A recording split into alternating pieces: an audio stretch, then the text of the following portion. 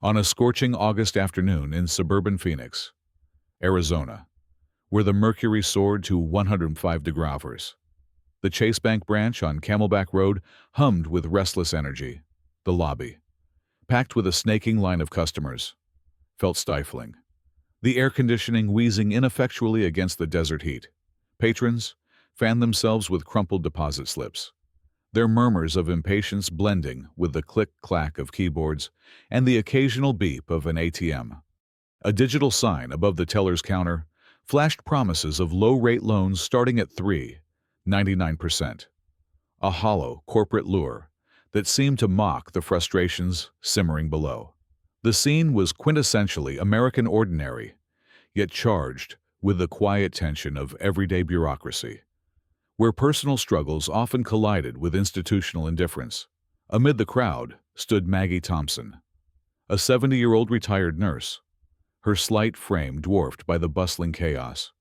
Her faded leather wallet, worn soft from years of use, trembled slightly in her gnarled hands. Maggie, a widow since her husband's passing a decade ago, lived frugally on a $500 monthly Social Security check in a modest apartment near Glendale. Every dollar she saved went toward her grandson, Ethan, whose physical therapy sessions, vital after a car accident left him with a fractured leg, cost $200 a month. But now, unexpected bank fees, totaling $180 over 3 months, had drained her savings account, threatening her ability to cover Ethan's care. Maggie's hazel eyes, etched with worry, darted to the wallet, where a photo of Ethan's smiling face peeked out. "I just need them to fix this," she whispered, her voice barely audible over the lobby's din. Maggie's presence in the bank was more than a routine errand. It was a desperate bid to reclaim control over her dwindling finances. She adjusted her cardigan, a futile attempt to muster confidence, but her furrowed brow betrayed her unease. The fees, labeled account maintenance charges on her statement, had appeared without warning, each $60 deduction a blow to her carefully balanced budget. She'd spent hours on the phone with customer service, only to be met with scripted apologies and no solutions. Now, standing in line, she braced herself for a confrontation she dreaded but could not avoid. The stakes were high without those funds. Ethan's therapy and her grandson's chance at a full recovery hung in the balance. The bank's polished exterior and glossy advertisements stood in stark contrast to Maggie's plight, a reminder of the corporate promises that often rang hollow for people like her. In a nation where 60% of seniors rely on Social Security as their primary income, Maggie's struggle was all too common, yet her voice felt small against the weight of institutional power. As she inched closer to the counter, unaware of the indifference awaiting her, a figure in a worn leather jacket, Keanu Reeves, there to cash a check, watched quietly from the line's edge, his presence unnoticed, but soon to change everything. Maggie Thompson shuffled to the counter, her faded leather wallet clutched tightly, the weight of her mission pressing against her chest. The Chase Bank lobby in suburban Phoenix buzzed with impatience. But for Maggie, the world narrowed to the young teller before her. Sarah Jenkins, Sarah, barely out of her 20s, offered a practiced smile that didn't reach her eyes, her fingers hovering over the keyboard as she glanced up briefly. "Next, please," she called, her tone clipped. Maggie took a deep breath, steadying herself, and slid her bank statement forward. "Good afternoon," she began, her voice soft but resolute. "I've got these $60 monthly fees, $180 total, over 3 months on my checking account. They came out of nowhere, and I wasn't told about them. I need this fixed. Please." Sarah's smile faltered, replaced by a dismissive shrug as she skimmed the statement. "Those are standard maintenance fees, ma'am," she said, her voice dripping with condescension. "Accounts under $1. $2,000 get charged.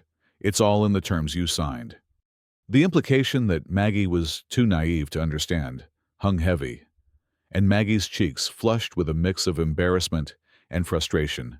"But I never got a notice," She insisted, her fingers tightening around her wallet, where a photo of her grandson Ethan lay tucked inside. "This money's for my grandson's therapy. I can't afford this." Sarah rolled her eyes, a subtle gesture that didn't escape the notice of customers nearby, who glanced over with raised brows and stifled smirks. "Ma'am, that's just how it works," Sarah retorted, pushing the statement back. "Maybe check your mail next time." Before Maggie could respond, a new presence loomed: Greg Larson, the branch manager, striding forward in a crisp navy suit, his polished shoes clicking on the tile. His authoritative air silenced the murmurs around them, and Sarah straightened, her forced smile returning. "Is there a problem here?" Greg asked, his voice loud enough to draw more eyes. Maggie, already rattled, tried to explain, but Greg cut her off with a raised hand. "Ma'am, if you can't keep the minimum balance, you pay the price," he said, his tone sharp and patronizing. "That's how banking works in America." The words landed like a slap, reducing Maggie's decades of careful budgeting to a failure of comprehension. She felt the sting of inadequacy, her heart sinking as she whispered, "This is all I have for my grandson." Greg's voice carried, amplifying Maggie's humiliation. Customers in line whispered, some averting their gaze, others exchanging knowing looks as if Maggie's plight confirmed their own frustrations with the system. A man in a polo shirt smirked, muttering to his neighbor, while Maggie fought back tears, her hands trembling around her wallet. "I just want to understand," she murmured, her voice barely audible. But Greg's dismissive glare made it clear her plea was an inconvenience. In that moment, Maggie felt invisible, her struggle dismissed by the very institution she'd trusted with her savings, until an unexpected voice was about to change everything.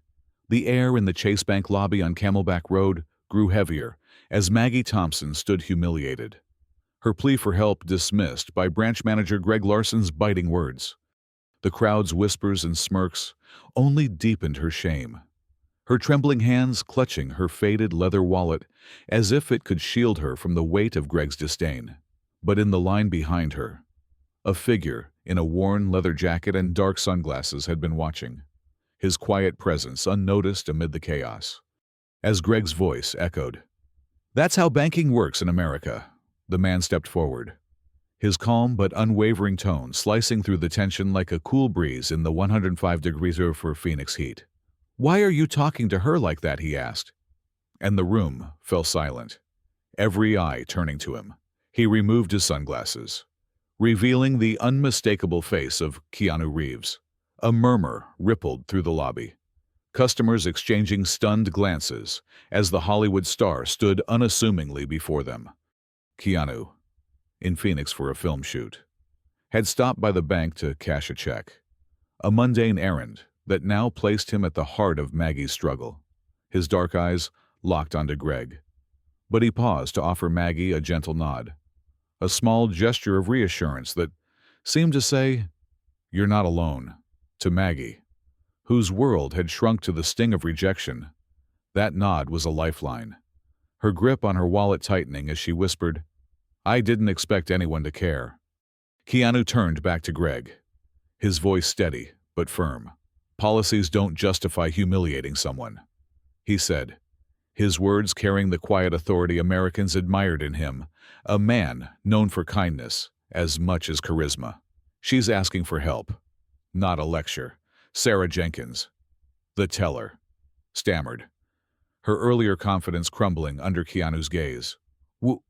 "We're just following protocol," she managed, but her voice faltered. Greg, adjusting his tie, attempted to regain control, his tone defensive. "Mr. Reeves, this is a private matter," he said, crossing his arms. "Our policies are standard across all 50 states. She didn't meet the minimum balance, so she pays the fees." The corporate jargon, meant to dismiss, only fueled Keanu's resolve. Maggie, still reeling, felt a flicker of hope as Keanu's small smile met her gaze, a silent promise that her voice would be heard. "I just want what's fair," she murmured, her words barely audible but heavy with the weight of her grandson Ethan's future. Keanu's presence shifted the room's dynamic, the crowd now watching intently, some pulling out phones to capture the moment. Greg's attempt to deflect rang hollow against Keanu's grounded challenge, his approachable nature disarming the manager's authority. In that moment, the bank's sterile policies met a force they couldn't ignore, a man whose compassion was about to unravel a far greater injustice than Maggie's $180 loss. The Chase Bank lobby in suburban Phoenix crackled with tension as Keanu Reeves stood by Maggie Thompson, his calm presence a stark contrast to the storm brewing around her. Maggie, her hands trembling, clutched her faded leather wallet, still reeling from the public humiliation inflicted by branch manager Greg Larson and teller Sarah Jenkins. Keanu, undeterred by Greg's dismissive corporate jargon, softened his gaze toward Maggie. "Ma'am, can I see your bank statements?" he asked gently. Maggie hesitated, then handed over the creased papers, her fingers brushing against the photo of her grandson, Ethan, tucked inside. Keanu's eyes scanned the documents, quickly zeroing in on the $60 monthly account maintenance fees that had bled $180 from her savings over 3 months. Turning to Greg, his voice sharpened. "Why did these fees triple without notice?" "Show me the policy." Greg's polished facade cracked, his face paling as he adjusted his tie nervously. It's a system update," he stammered, his voice unsteady. "A glitch, probably." Keanu leaned forward, his calm intensity pinning Greg in place. "A glitch that only hits accounts like hers," he pressed, gesturing to Maggie, whose modest $500 Social Security income barely kept her afloat. "Let's check the system now." The crowd, once apathetic, stirred with curiosity, their murmurs growing as several pulled out smartphones, recording the unfolding drama. A young woman in a sundress angled her phone toward Greg, while a retiree muttered, "This ought to be good." The grassroots energy, quintessentially American, pulsed through the lobby, amplifying the stakes. Under Keanu's unrelenting scrutiny, Greg's defenses crumbled. He glanced at Sarah, who averted her eyes, her earlier smugness replaced by unease, betraying her complicity. "Okay, look," Greg admitted, his voice low but audible. "The fees. They targeted low-balance accounts, mostly elderly or low-income customers. Over 200 accounts in Arizona alone, pulling in $250. $100 in 6 months." The revelation landed like a thunderclap, the lobby falling silent as customers exchanged shocked glances. Maggie's eyes widened, her indignation flaring. "So it wasn't just me," she whispered, her voice trembling with betrayal. Sarah's head bowed, her silence confirming her role in the scheme. Keanu's jaw tightened, but his resolve remained unshaken. He pulled out his phone, hitting record, and spoke with measured fury. "This bank's been fleecing vulnerable people for profit," he declared, panning the camera across Greg and Sarah. "That ends today." The crowd's phones mirrored his, capturing the moment for X, where such exposés could ignite millions of views. "Reverse her fees," Keanu demanded, "and launch a full audit now, or this video goes live." Maggie, clutching her wallet, felt a surge of hope, her faith in justice rekindled by Keanu's stand. The scheme's scale, $250 from 200 Arizonans, exposed a systemic betrayal far beyond her $180 loss. And Keanu's threat to share it on X tapped into America's digital activism, setting the stage for a reckoning that would ripple far beyond the bank's walls. The Chase Bank lobby in suburban Phoenix buzzed with a new energy as Keanu Reeves stood resolute, his phone still recording the confession of branch manager Greg Larson. Maggie Thompson, clutching her faded leather wallet, felt the weight of her humiliation lift, replaced by a flicker of hope sparked by Keanu's unwavering stand. "Greg, visibly sweating through his crisp suit, fumbled at his computer, his hands shaking as he navigated the system under Keanu's piercing gaze. "I'm reversing the fees now," he muttered, crediting Maggie's account with the $180 she'd lost over 3 months. Plus an additional $500 in compensation, a gesture that felt more like panic than goodwill. "We'll review all accounts in the branch," Greg added, his voice hollow. Keanu shook his head, his tone unyielding. "This goes beyond your branch. The FDIC needs to hear about this. I'm not leaving until you call." Maggie's eyes widened, her faith in justice bolstered by Keanu's insistence on systemic accountability. The crowd, once a sea of indifferent faces, transformed into a chorus of solidarity. A young veteran in a faded camouflage cap stepped forward, his voice thick with emotion. "They hit my mom with those fees too, $120 she couldn't spare." His words ignited the room, prompting nods and murmurs of agreement. A middle-aged woman in a floral blouse approached Maggie, offering a tissue with a gentle smile. "You're not alone, honey," she said, her words a balm to Maggie's wounded dignity. Others clapped, their applause a rebuke to Greg's earlier arrogance, while several customers raised their phones, filming Greg's discomfort and Sarah Jenkins' averted gaze. The scene pulsed with the collective spirit of American activism, a community awakened to the power of standing together against injustice. Keanu, sensing the moment's weight, uploaded his video to X, captioning it, "No one should be preyed on for profit." Within 24 hours, the post exploded, amassing 8 million views and trending under Dahmer Bank Fairness. Local news outlets in Phoenix and Tucson picked up the story, their cameras flocking to the bank as reporters interviewed affected customers. The Consumer Financial Protection Bureau announced an investigation into the bank's practices, citing the $250 siphoned from 200 low-balance accounts in Arizona. A class-action lawsuit, seeking $5 million for victims, was filed in federal court, its plaintiffs emboldened by the viral outcry. Maggie, standing beside Keanu, felt a surge of pride, not just for herself, but for the countless others whose voices were now heard.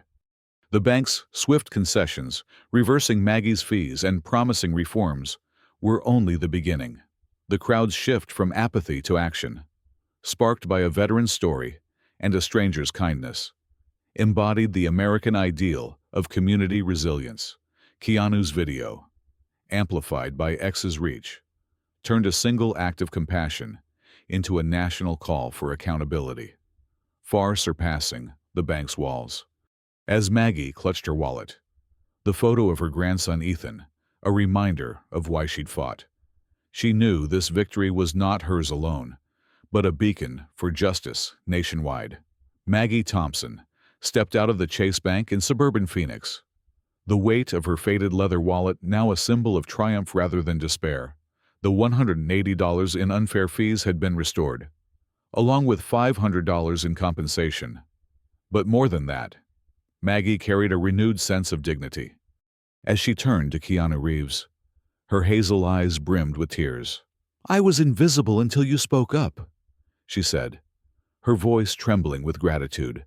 Keanu, his worn leather jacket a stark contrast to the bank's sterile polish, offered a warm smile and a gentle hug, his quiet strength a beacon in her storm.